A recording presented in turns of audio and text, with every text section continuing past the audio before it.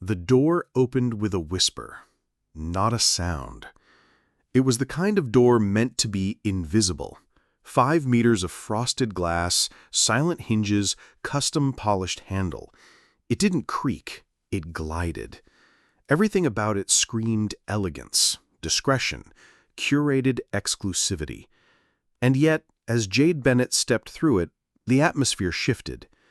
No bells, no greetings, just the soft ambient music of a place that didn't need to try. This was Maison Bennett, flagship store, 5th Avenue, the crown jewel of her empire. And still no one looked up. Jade didn't mind. She wasn't here to be recognized. She was here to feel. No security detail, no driver, no assistant pacing behind her. Just her. Hair pinned up, ivory pantsuit tailored with surgical precision, a pair of nude Louboutins clicking softly against white marble floors. She walked slowly, letting her fingers graze the edge of a velvet ottoman. The air smelled of amberwood, white tea, and generational wealth, the kind that didn't come with faces like hers. She reached the reception desk. The young woman behind it didn't lift her head. Blonde bun, French manicure, glossy name tag, Lila. She looked 21 and exhausted from the effort of appearing important. Jade waited. Nothing. Finally, Lila looked up with a mechanical smile that evaporated the second she saw Jade. "Yes?" Lila asked, her tone clipped, professional, and unmistakably guarded. "I'm here for a walkthrough," Jade said calmly. "Oh, do you have an appointment?" the girl asked, already checking the iPad. "No." Lila's eyes tightened. "I'm afraid we don't allow walk-ins, ma'am. This is a private retail space for registered clients only." Jade didn't flinch. "I understand. If you'd like to schedule for another day, I could possibly check for next week, but today we're at capacity." Jade smiled, the kind of smile that never reached her eyes. "Please inform the store manager," she said low, "that Jade Bennett is here." Lila's face drained of color. She froze, fingers hovering above the screen like she'd touched electricity. I didn't realize. You didn't ask." Jade took off her sunglasses. Her eyes were calm, but her posture was steel. In that instant, the temperature in the room changed. Another employee, older, sharp-suited, sharp-eyed, came rushing out from the back.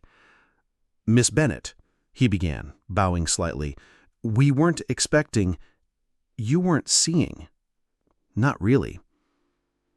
She turned back to Lila, who stood frozen, face pale. "In the future," Jade said coolly, "assume that every woman who walks through that door belongs here until proven otherwise." She didn't raise her voice. She didn't curse. She didn't have to. She had already built the building they worked in. She had already signed their paychecks. She had already done what women like her were never meant to do. Jade Bennett didn't need permission to be present. She had already opened the door. And now, she was walking through it. Lila never meant to offend anyone. Not really. Not intentionally. She just didn't know what power looked like when it didn't arrive with an entourage. Maison Bennett was her 3rd job in 2 years. Before this, she worked at a designer resale boutique where customers paid in cash and cologne.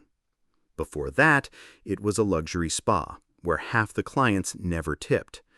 She had learned early, appearances mattered, posture mattered. The way you said, "ma'am," could shift your tips by $50. But here, it was different. Here, it was sacred. At Maison Bennett, there was no music with lyrics, no clutter, no second chances. The lighting was adjusted hourly, the glass had to be wiped in straight lines, and the clientele, old money, New money, discreet fame, never smiled unless they needed something. She had been taught to read people, look for the bag, the watch, the way they walked, who they walked with. And when the woman in white stepped in that morning, Lila saw none of it. No assistant, no familiar face, no air of, "I own this place." Just quiet confidence. Sharp clothes, yes, but no name she recognized. No makeup, no jewelry screaming importance. Lila had been tired. 2 hours into her shift. No caffeine, no sleep, just routine. And so she said it, the default, the line they were taught when someone walked in unscheduled. "Do you have an appointment?" She didn't even look up right away. Big mistake. When she did, it was already too late. The name Jade Bennett hit her like a slap. She had read the name on the employee handbook, saw it printed on invoices and payroll memos. But in her mind, Jade Bennett was an idea, someone in a boardroom, someone who didn't walk among them. Not this woman. Not the one standing calmly in front of her, eyes steady, voice colder than the air conditioning. "You didn't ask." That line echoed through Lila's skull even now, hours later, as she sat on the break room floor, her hands shaking. The manager hadn't fired her, not yet, but he hadn't defended her either, and Lila wasn't sure she deserved defending. She Googled Jade Bennett after her shift, and the search results were overwhelming. Forbes cover, Harvard Business School dropout turned mogul, a woman whose mother had cleaned hotels while Jade studied at night, a woman who once slept in her car and now owned a global brand, a woman who built a kingdom and still had to prove she belonged in it. Lila didn't sleep that night. She kept seeing Jade's face, not angry, not cruel, just disappointed. Worse, unsurprised. Like it had happened before, many times. Like Lila was just the latest in the long line of gatekeepers who didn't even know they were standing in the way. The next morning, Lila arrived early. She didn't put on eyeliner. She didn't curl her hair. She wore the same uniform, but something in her had shifted. She walked into the manager's office before anyone else did. "I want to apologize, properly, in person." He blinked. "To Miss Bennett?" "No," she said. "To the person I judged before I even asked her name." The manager raised an eyebrow. "You think she'll want to see you again?" "I don't know," Lila admitted. Then, with a breath, "But if I ever want to be the kind of woman she is, I should start by owning the kind of mistake she never would have made." At exactly 7:12 a.m., Jade Bennett walked into the showroom again, this time before the doors opened to the public. No audience, no entourage, no expectations. Just her and the space she had built. The light was different in the morning, soft, forgiving.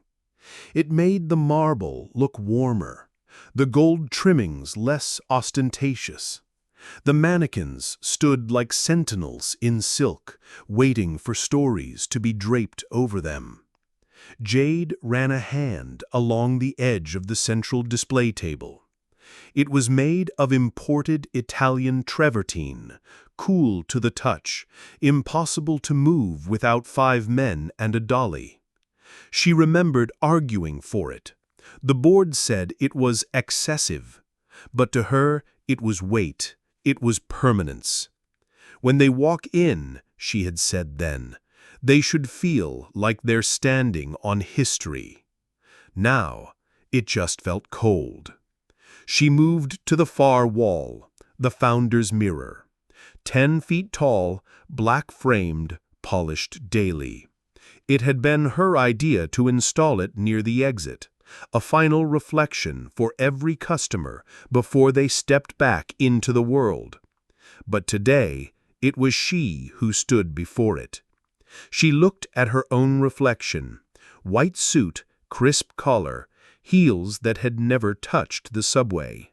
Hair pulled back, jawline sharp, eyes harder than they used to be.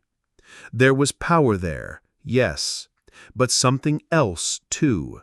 Distance. A woman built to be seen from afar, not touched, not questioned. The irony made her chest ache. Maison Bennett, luxury for the unseen. Had it always been this way? Had she designed a space so pristine, so sacred, that people like her no longer felt welcome in it? Or worse, never had? A soft knock on the glass interrupted her thoughts. It was Marjorie, the head of PR. Thin, high-heeled, always urgent. Jade turned. "You're early. So are you." They shared a smile, the tired kind. "We've had chatter," Marjorie said cautiously. "Online. A few blogs picked up what happened yesterday." Jade raised an eyebrow. "Already?" "Nothing major, just whispers. But someone posted a video of you walking out.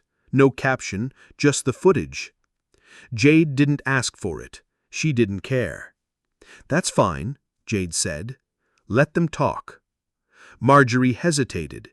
"Do you want me to draft a statement?" "No." "A soft one? Neutral tone?" "No, Marjorie," Jade repeated. Then softer. "We don't need to apologize for the truth."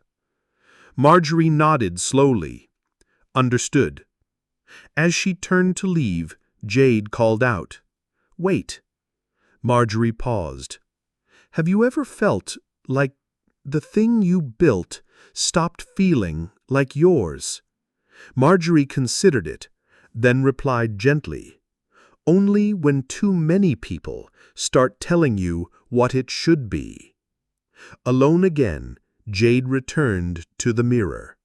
She took off her heels, stepped closer, looked herself in the eye, not the brand, not the press darling, not the boardroom queen. Just the girl who once sold handmade scarves on sidewalks because department stores wouldn't stock her.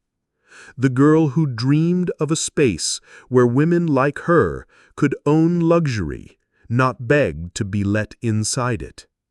She didn't cry, but something cracked open. And in that silent fracture, she made a quiet vow.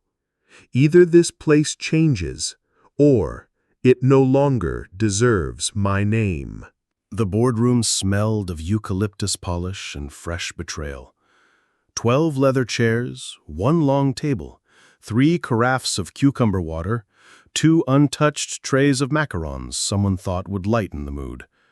Jade arrived precisely at 9 a.m., as always. She didn't bother to sit at the head of the table. She sat halfway down on the left, her signature move.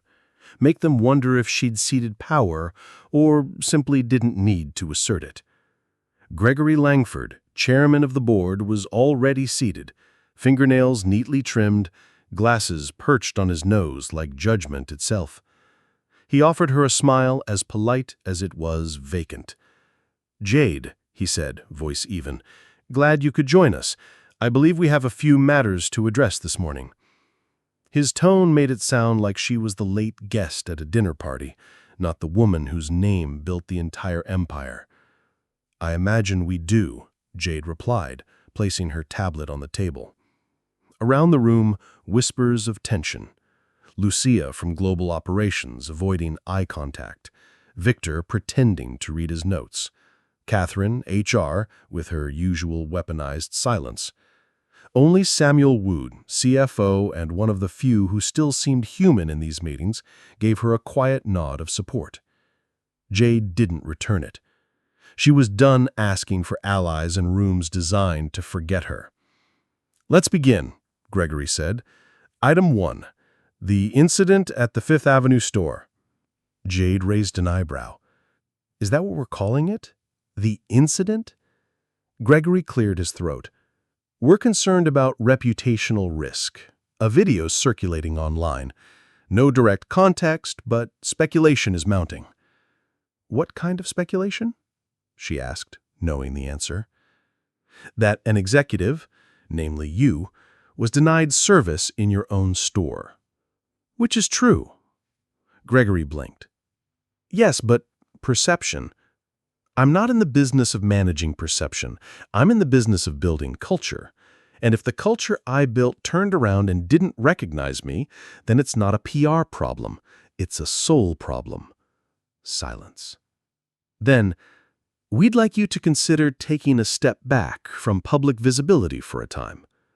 The words landed like gunfire in a cathedral. Jade leaned back in her chair. A step back from what, exactly? Public-facing roles. Interviews, branding, perhaps letting the operations team lead the recenter strategy. Temporarily. Temporarily, she echoed. Until what? Until I'm white enough to fit the frame again? No one answered, but the silence said everything. She looked around the room. 12 people. Only 2 of color. None of them held real power. A brand built by her vision, now led by people who had joined after it had succeeded. After the risk, after the sacrifice. Let me ask you something, Jade said, voice low but flinty.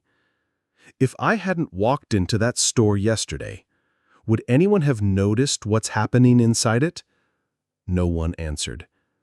I'm not the problem, she said, voice low but flinty.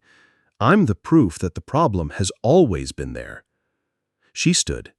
Gregory tried to speak. She raised her hand. You want Maison Bennett to be luxury without discomfort, legacy without blood. You want the name without the woman. She picked up her tablet, calm as glass. But I am the name, and I build it with hands you all would have turned away at your own front door. She walked out without another word. The door didn't slam. It didn't need to. Everyone inside already knew. The woman they didn't see was now looking straight at them. Maya Johnson had told her mother this internship would change everything, and for a while, she believed it. The day she got the email, "We're thrilled to offer you a summer placement at Maison Bennett Global," she'd cried in her dorm bathroom. Her mother cried too, over the phone, then again that night with her church group. No one from Maya's neighborhood had ever stepped foot inside Maison Bennett, and now Maya would be working there, learning from the best, watching fashion history unfold. The first week felt like a dream. The showroom floors, the marble staircases, the security badges with silver threads. Every morning felt like stepping into a movie she was lucky enough to get cast in. She told herself she would earn her place every single day. And she did, until she started to disappear. It began with coffee. Not for herself, for Catherine, the head of people strategy, who couldn't go an hour without oat milk lattes. Then it was dry cleaning, picking up gluten-free meals, waiting in conference rooms to turn on the projector. No one called it what it was. They called it proactive support, learning the flow, building trust. She took it all in stride, told herself it was part of the climb, that Jade Bennett herself must have started by fetching someone else's coffee too. But the climb never began. 6 weeks in, Maya hadn't once spoken to a creative lead. She hadn't shadowed a single strategy meeting. The only person who even remembered her name was the woman in janitorial who let her cry in the restroom during week 3. And then came the dress. It was an exclusive one-of-one silk gown designed for an upcoming editorial. It was kept under lock and key in a temperature-controlled wardrobe. Maya was never meant to be near it, but she had been sent by Catherine, again, to straighten the sample room, a task that apparently only the unpaid intern was qualified for. And when Maya found the dress bag open, zipper askew, she froze. The hanger had snapped. No one saw her break it. But no one saw her not break it either. The next morning, her access card stopped working. No warning, no conversation, just silence. She waited 2 hours in the lobby. Until finally, Catherine arrived. "You're being reassigned," she said, tone clipped. "This environment may not be the right developmental fit for your skill set." Maya stared. "I didn't break it." Catherine smiled, the kind of smile that was never meant to reach anyone. Nonetheless, Maya wanted to scream, to list every moment she was used, dismissed, erased. But she didn't. She walked out. And just like that, Maison Bennett, the dream she'd built her whole self around, dissolved into marble and shame. It wasn't until 2 weeks later that her phone rang. Blocked number. "Maya Johnson?" Voice asked. Female. Firm. Familiar. "Yes?" "This is Jade Bennett." Maya nearly dropped the phone. "I've been reading about you. I want to meet. Not for a formality, not for a second chance. For a real one." Maya couldn't breathe. "Are you... Why me?" There was a pause on the line. Then, "Because you believed the lie I once did. That proximity to power would somehow protect you. I'd like to show you something else." Jade didn't usually cry over emails. But when she read Maya's name on the HR summary report, internship terminated, incident under review, she felt something shift in her chest. Not anger, not disappointment, recognition. Like looking into a mirror she hadn't touched in years. She closed the file, shut her laptop, and sat in silence. The room was quiet. Not peaceful, just expensive and quiet. The kind of silence that comes from triple-pane glass and soft carpet and too much success. And in that silence, a younger version of herself returned, uninvited. Cambridge, Massachusetts, 14 years earlier. Jade had been 21, 3 jobs deep, sleep-deprived, and balancing a full course load she didn't tell her professors she could barely afford. Her dream had been to create a luxury brand that felt earned, not inherited.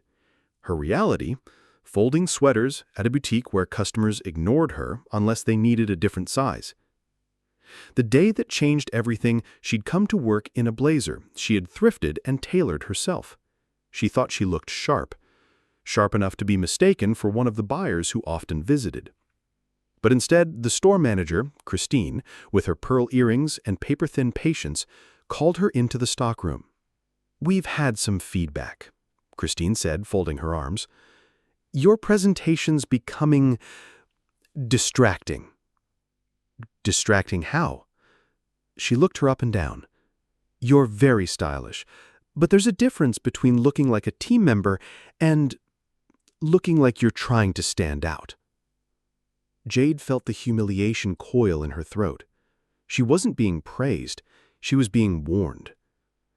That was the first day she realized what luxury really meant in that space. Invisibility with polish. That night she went home to a basement apartment with no heating and a cracked mirror. She cried over instant noodles and scribbled her first collection ideas in a secondhand sketchbook. She didn't know then what Maison Bennett would become, but she knew exactly what it shouldn't be. "It will never make a girl feel small," she had written in big, uneven letters, "no matter how good she looks in the mirror." And yet, here she was, years later, reading about a girl named Maya being cut loose by her own company. No second chance, no explanation. Just like her. That night, Jade pulled the old sketchbook from a box in her closet. Its spine was torn, coffee stains blotched the corners, pages curled with age. But the words were still there. Still raw, still angry, still true. She ran her fingers over a line she barely remembered writing. "They made me smaller so I would fit into their world. One day, I will build a world big enough for us all." Jade sat still for a long time. Then she picked up her phone, found Maya's emergency contact file, and made the call herself. Because some things, success should never erase. It began with silence. Then came the words. Not from legal, not from PR, not from the board. From Jade. She wrote it alone. No drafts, no revisions, no spin doctors. Just her laptop, a cup of coffee gone cold, and a sleepless night spent staring at the blinking cursor. The subject line on the email was simple. To everyone who walked through our doors. And it began like this. Last week, I walked into one of my own stores and was told I did not belong. She didn't sugarcoat it. She didn't bury the lead. Didn't hide behind corporate vocabulary or passive phrasing. She named it. I was not recognized because I did not look like what this brand has come to represent. And that is my failure. She spoke of Maya, of interns expected to endure disrespect in silence, of managers who knew better but chose easier, of systems designed to polish surfaces and erase souls. She quoted her old sketchbook, the line that never made it into any branding campaign. They made me smaller so I would fit into their world. One day, I will build a world big enough for us all. And then came the part that made the board lose sleep. Effective immediately, 3 senior executives are being dismissed from Maison Bennett for perpetuating a culture that punishes honesty and rewards obedience. She named no names. She didn't need to, but everyone knew.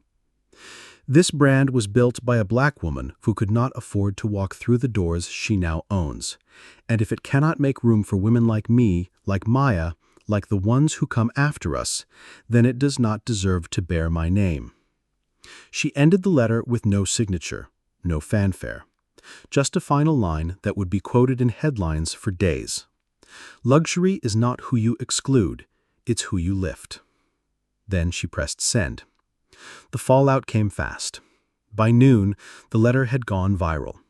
Shared by fashion bloggers, activists, Wall Street analysts, students. Some called it courage, others called it corporate suicide. The board scrambled. 2 sponsors pulled deals. A partner brand asked to pause their collaboration. A major outlet requested comment. Jade gave none. She didn't flinch, because she had meant every word. This wasn't a PR move. It wasn't damage control. It was a match. And she was ready to burn what no longer deserved to stand. There was no warning, no official memo, no executive entourage, no curated press coverage, just Jade and a clipboard. She arrived at the Chicago flagship unannounced. The store manager looked like she might pass out. An assistant knocked over a tray of limited edition fragrance samples. One customer whispered, "Is that?" But Jade didn't stop. She moved through the floor like it belonged to her, because it did. And yet, every face looked surprised to see her walking among them, as if they thought the founder only existed in boardrooms and photo shoots. Jade didn't want their reverence. She wanted their truth. She found it in the stockroom, where a junior stylist named Elijah was re-steaming garments in silence. He jumped when he saw her. Ms. Bennett, I didn't know." "Relax," she said gently. "Do you have a few minutes?" He nodded, eyes wide. She asked him what no one else ever had. "How does it feel to work here?" Elijah paused, then exhaled. "Tense? Beautiful, but tense. Like there's a right way to exist here, and I haven't figured it out yet." "Have you ever felt seen?" "By the clothes? Yes. By the clients? Sometimes. By management? Not really." Jade nodded. She wrote it down, word for word. That afternoon, she spoke to 17 employees, from front desk to cleaning crew. She asked the same 3 questions. What brought you here? What keeps you here? What would make you stay?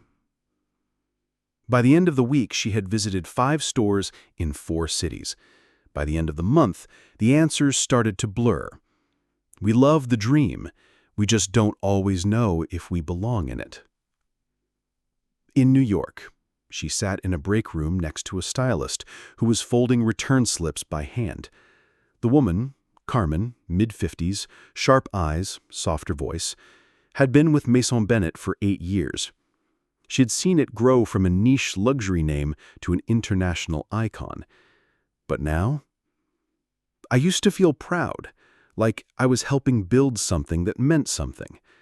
Lately, it's started to feel like I'm just folding someone else's image. Jade didn't argue. She didn't justify. She just wrote. On the plane ride home, Jade opened her notebook. Pages of quotes, names, stories. People who loved the brand, but didn't feel loved by it. She thought of Maya, of Elijah, of Carmen, of herself long ago in a boutique stockroom being told to be less. She looked out the window as the skyline of New York blinked into view. Maison Bennett didn't need a rebranding. It needed a reckoning. And that had to begin not with a press release, but with a walk. The room was called the Observatory, a private floor atop Maison Bennett's global headquarters, ringed with curved, smoke-tinted mirrors. It wasn't designed for meetings, it was built for vision. Only Jade and a few founding staff ever came up here, but today it had a visitor. And his name was Edward Voss. He wore the same kind of navy suit he did 15 years ago. Expensive, neutral, forgettable on purpose. He sat on the curved white leather bench like it belonged to him. But Jade made no mistake. He didn't. When she entered, Edward rose. "Jade," he said warmly, like they were old friends. She did not smile. "You asked for 20 minutes? You have 15. He chuckled. "Still sharp." She sat across from him. "Why are you here?" Edward folded his hands. "I read your letter. The one about the store, the intern, the culture shift. It was brave." "You mean unfiltered?" "Fine. Unfiltered," he conceded. "But it shook people, rattled investors. Some saw it as weakness. And you?" "I saw an opportunity." Jade leaned back, arms crossed. "I'm listening." Edward took a breath. "Maison Bennett is entering its 2nd decade, and whether you like it or not, you're not the scrappy underdog anymore. You're the establishment. And establishments don't write burn letters. They write policy." Jade said nothing. Edward continued. "What I'm offering is a capital infusion, a new partnership model. Quiet influence, long-term structure. We smooth the message, stabilize the stock, and recenter the brand." "And the catch?" Jade asked. He didn't blink. "You step back. Publicly, at least, for a while. Let someone else speak for the company. Someone less emotionally involved." There it was. He still didn't see her. Even now. Jade stood, walked slowly to the edge of the room where the mirrors curved inward, distorting her reflection. She saw 3 versions of herself. The tired woman in a white suit, the shadow of a girl with a dream, the outline of something harder, colder, success without soul. Then she turned to him. "Do you remember what you told me at the Blue Ridge pitch in 2010? Edward hesitated. "That was a long time ago." "I remember it word for word," she said. "There's no market for black ambition dressed like French couture." Silence. Jade stepped closer. "I was standing in heels I bought secondhand, pitching you a vision I bled for. You smiled, patted my arm, and walked away." Edward's face tensed. "Things were different then." "No, you were different. And now you want to invest, not in the woman, not in the vision, but in the silence." She paused. "I'm not stepping back. I'm stepping in. Deeper, louder, without apology. Edward stood. Jade, be reasonable. No, Edward. You be quiet. She walked to the mirrored wall, tapped the glass twice. A panel slid open. A hidden door. Only she knew it was there. Before stepping through, she turned to him one last time. You were right about one thing. I don't dress like ambition anymore. She smiled, sharp and final. I am ambition, and I've never needed your permission to exist. Then she disappeared through the mirror, leaving Edward behind, staring at a reflection that no longer belonged to his world. The campaign went live on a Tuesday. Jade hadn't signed off on it. She saw it the way everyone else did, plastered across digital billboards in Tokyo, Milan, New York. Maison Bennett, the Rebirth Collection. We see you. It was sleek, cinematic, meticulously lit. A cascade of models floated across the screen. Diverse, yes, but polished to perfection. Every face symmetrical, every curl geometrically perfect. Not a scar, not a wrinkle, not a story in sight. It was stunning and soulless.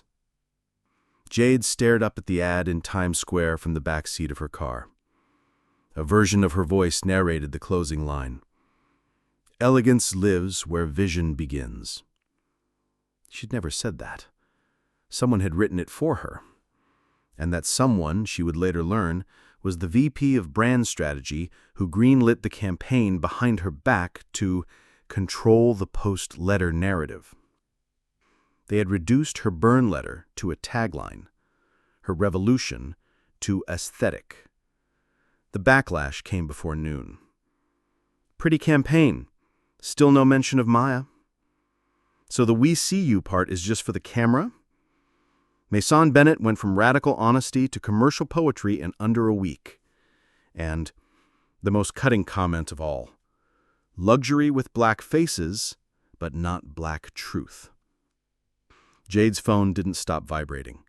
Text after text. From her team, from allies, from people who cared more than she realized. She ignored them all. Instead, she walked, alone, into her design studio.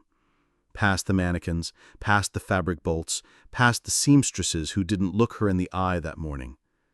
She shut the door behind her and sat on the floor. Pressed silk dresses hung above her, flawless, immaculate, beautiful.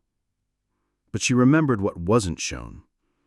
The cuts on fingers from misthreaded needles, the bloodstains that didn't make it to the final garment, the mental breakdowns, the coffee-fueled all-nighters, the women who sewed not for art, but for rent. The scars luxury never shows.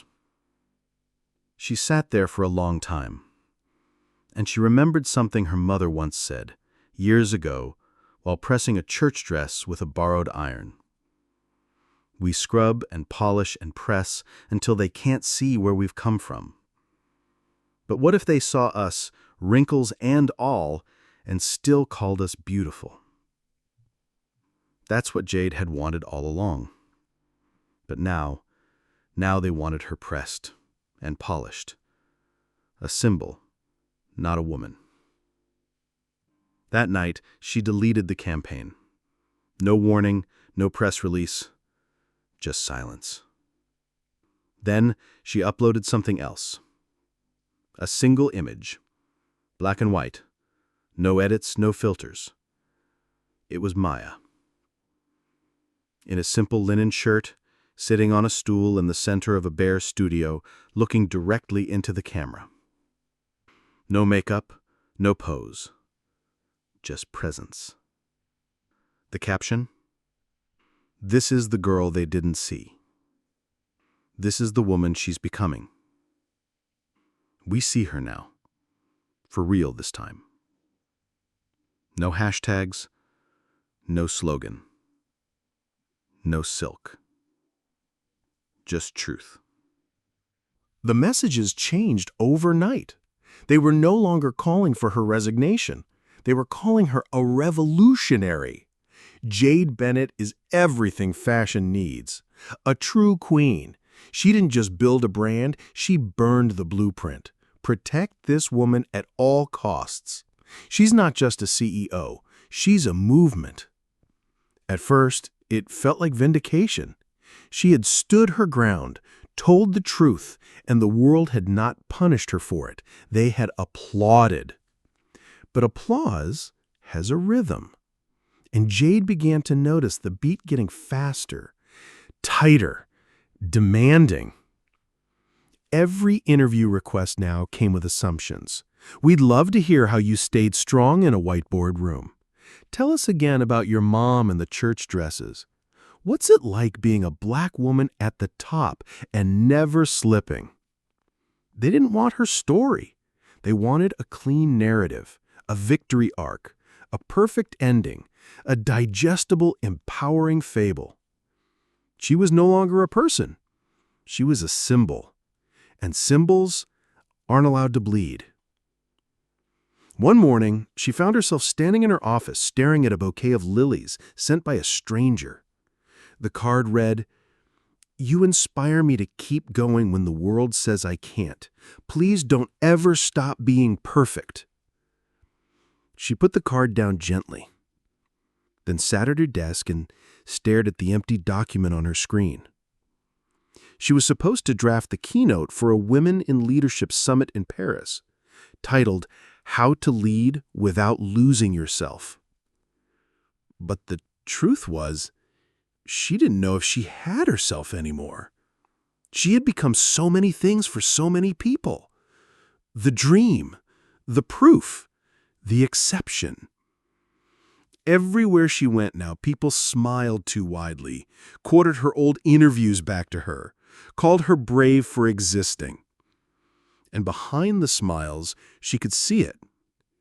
The fear of seeing her be anything less than bulletproof. At lunch, Samuel, her CFO and oldest confidant, found her in the hallway, pacing. "You okay?" She didn't answer right away.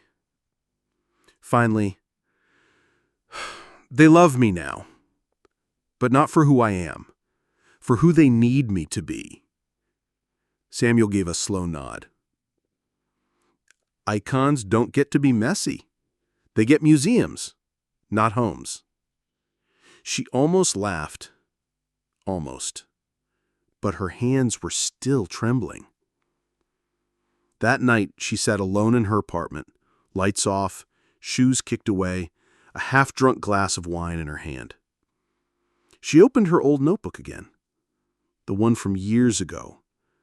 Most pages were sketches, some were quotes. One had a question scribbled at the top. "Who am I if I stop performing?"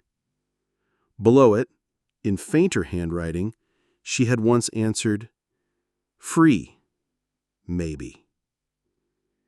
She touched the page softly. The next morning, she walked into her office. No makeup, no press-ready outfit, just herself, and canceled the Paris summit. Then she made a decision. Not a public one, not a grand announcement, just a whisper to herself. "I'm not your proof. I'm just a person. And I get to breathe." The news broke at 6:07 a.m. Jade was still asleep when her phone buzzed once, then again, then 23 times. By 6:15, it was trending. Hashtag Maison mishandled. Hashtag silence is complicity.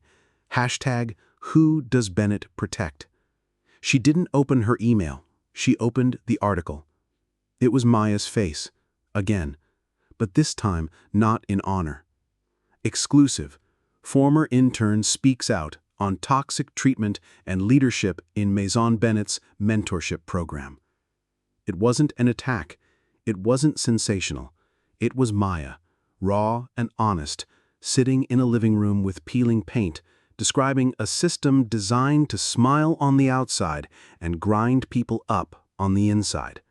She didn't name Jade, not once, but she saw it in her eyes, the disappointment of someone who believed and wasn't protected. An hour later, the PR team was on the line. "We need to act fast. Silence will read as guilt. Write a statement," someone said.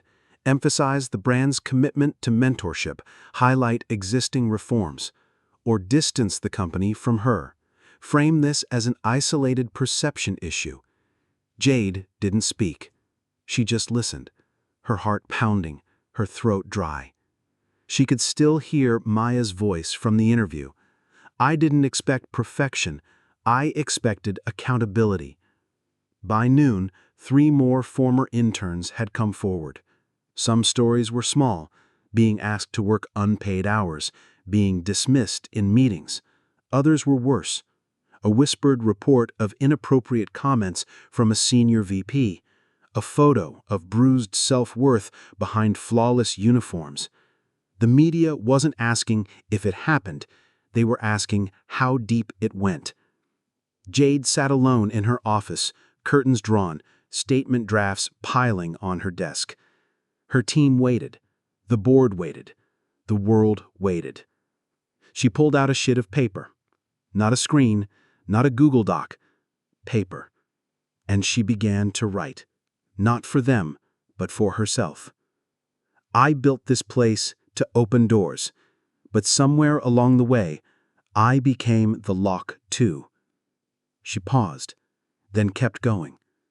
"I cannot lead with silence, and I will not protect a system that harms in my name."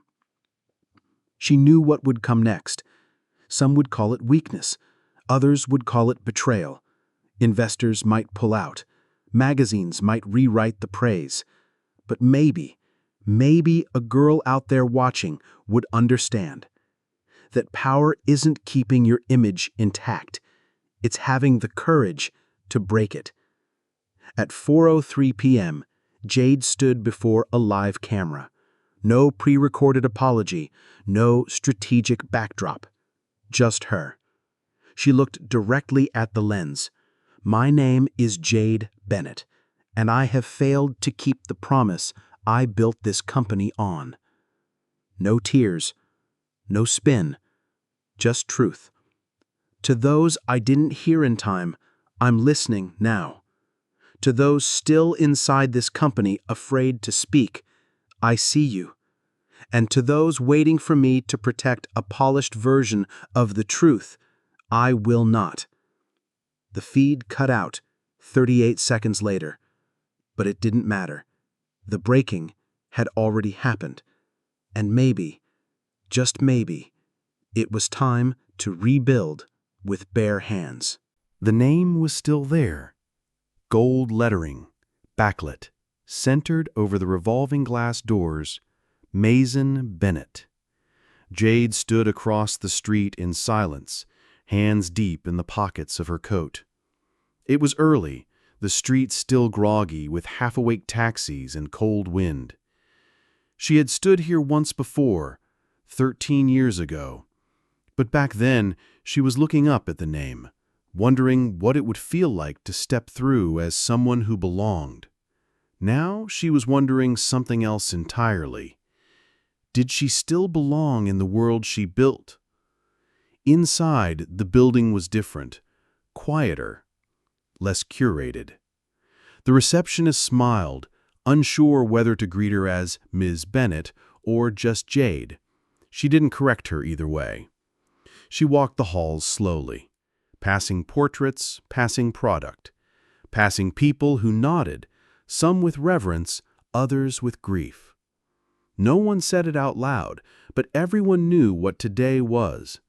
The board had accepted her decision that morning. She was stepping down. Not because they asked her to, but because she chose to. Because sometimes the boldest act of leadership isn't staying in control. It's letting go so something better can begin. She entered her office one last time. It was still immaculate, still full of sunlight, still too big. On the desk, sat a small stack of envelopes, one for PR, one for legal, one with handwritten names, notes for individual staffs she couldn't bear to say goodbye to in person, and one for Maya. She hadn't seen her again since the breaking point, but she knew she would, someday, somewhere. The letter read, "Don't build what I built. Build what I was too afraid to imagine." She sealed it, then turned to the glass wall behind her desk, the one that overlooked the city, the one where she once used to rehearse victory speeches in her head. Now, she just breathed. As she exited the office for the last time, she passed the door where her name was engraved. A junior designer, someone new, someone wide-eyed, held it open for her. Didn't ask for a photo, didn't gush. Just said, "Thank you for trying." And Jade smiled. Not with pride, with peace. She stepped out into the cold, and for the first time in years, she didn't feel like she had something to prove. Behind her, the name remained, Maison Bennett. But out here, beyond the glass, beyond the branding, she was just Jade. And for the first time in her life, that was more than enough.